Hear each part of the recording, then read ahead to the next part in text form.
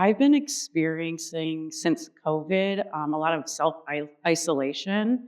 So before I got connected with this community, I was more to myself, not wanting to go out. The day-to-day before my current community looked a lot like making shallow connections with people that I had just known more proximity-wise, as in with like work or people I'd met in the community that unfortunately didn't have a lasting connection with. Didn't really talk to anyone. I had like 2 friends. And I would just stay at home and write and read. I don't, you know, want to leave my house ever. I just always inside. And so I feel like falling into this community of reading and writing, we also have like not only hobbies that we share, but also similar values. And so it's been able to be a community that I can be a part of for longer than just like a fleeting connection. The moment I decided to start RV Readers and Writers came probably hours after I first made a Threads post about it. I posted just asking if anyone in the Richmond area was interested in starting a book club or having a reading writing group. And I was really surprised that I got a response, and then particularly surprised that I got a response from a wide variety of people. And that was when I realized I had a really cool opportunity to start something that was more than just a niche book club, to start something that brought people together who had a shared love of words and maybe nothing else in common. Think about a calendar year. What shape is it? Or how does it look in your head? I guess kind of like a circle. Yes. Is it a complete circle? Yes. No. Is yours a spiral? No. What is yours like? Don't look at mine. I initially was under the impression that I am a night owl, and the 6 a.m. time, I was like, absolutely dreading it. But I was like, it's going to be worth it. If I drag my feet up in the morning and I'm like, I'm going to get a cup of coffee, it's like a little reward, then like I can make the adjustment in my schedule to be there at 6 in the morning. And like my entire sleep routine has changed because of this group. Like I'm no longer staying up as late, and I'm waking up a little bit earlier. And I think, there's something nice about that, where like I'm able to wake up and be creative in the morning and go for a little walk. And I have a whole day before I start my day now. And I didn't realize how pleasant that is, and how much being up and at it in the morning like really does make a difference. People were right when they said that. Always, every time I walk in with my bike helmet, this is so embarrassing to admit, but I always leave my helmet on until I come in and open through the door, and then I take it off for dramatic effect. I love that. One thing that I discovered about myself outside of the club by showing up was the fact that I'm a lot more brave than I thought I was. Coming into a new space, especially as a person with disability in a very ableist world, you never know what you're going to meet. And so showing up and being in that brave space and being able to consistently show up and meet people who are amazing and inclusive has been a really big benefit for me. And it's shown me exactly how brave I am. I think that what I've discovered about myself via this club outside of it is actually that I can be more disciplined than I thought I was initially. My time management skills are incredibly poor as somebody with autism and ADHD. So like carving myself out time to like in the morning to get a cup of coffee, be with friends, communicate, and like have creative time to center myself keeps me focused for the rest of the day.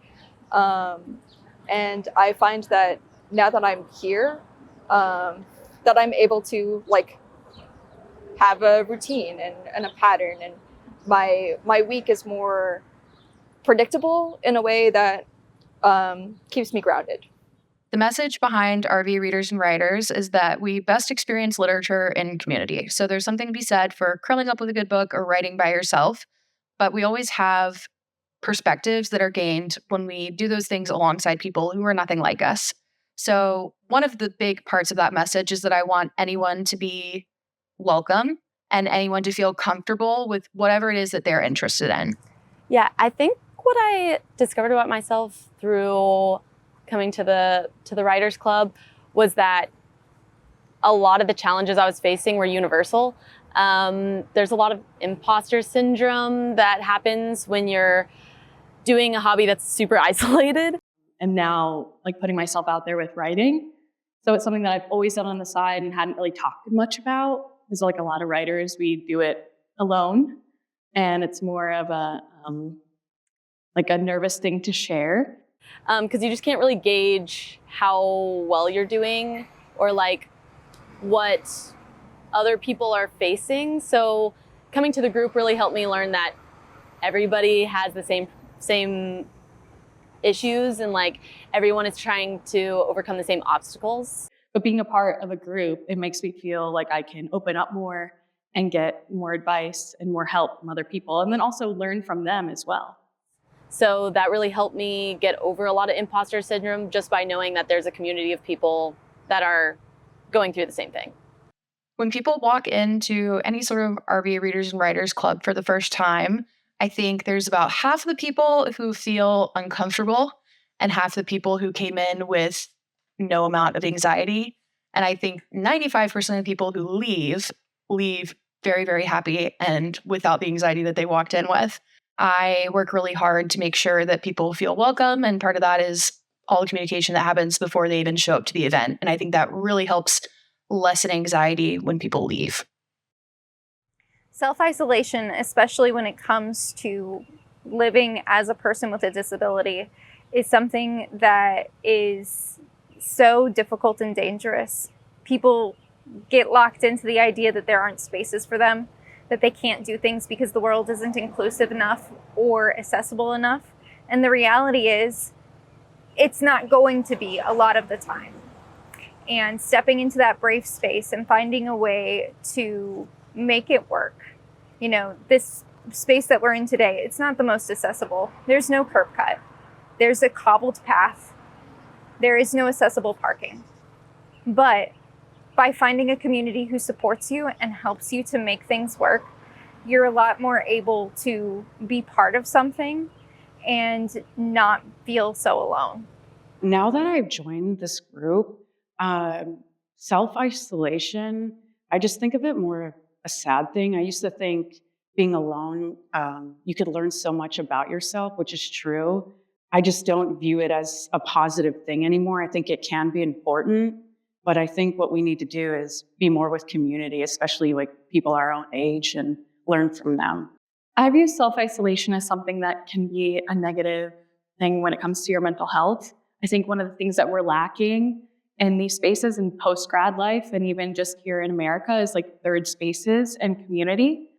It's easy to start getting down on yourself when you're alone because you start thinking like, oh man, I'm the only one going through this. I'm the only one struggling. And it's just not true.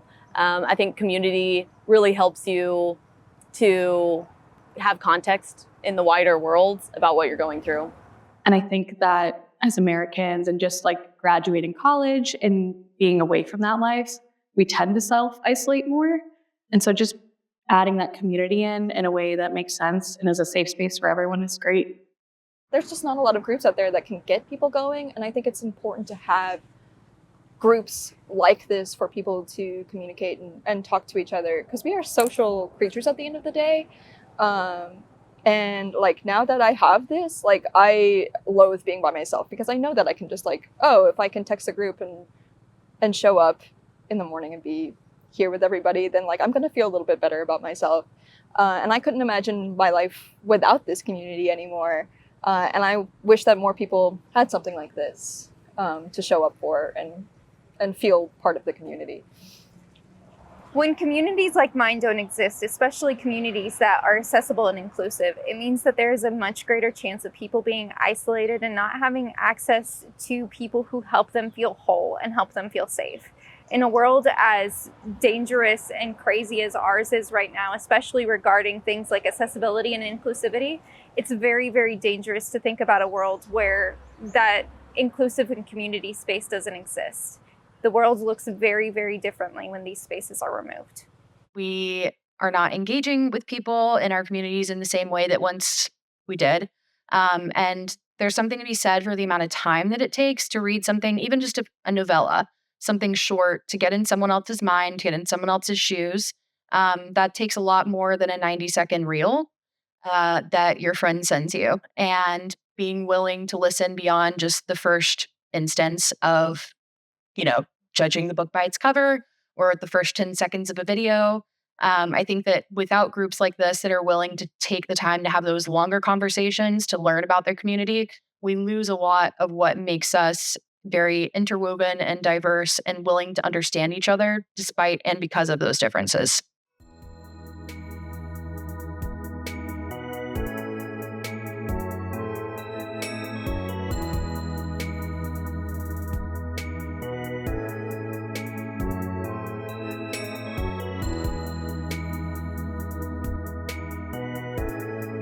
Oh, right, sorry. I put it on the wrong side. No space, all one word. It's a fun one.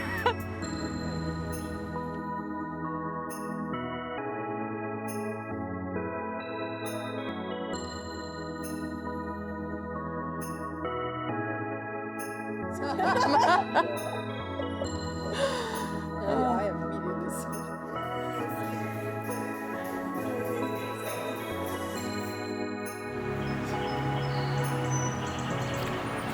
Man, thank you guys. We appreciate it.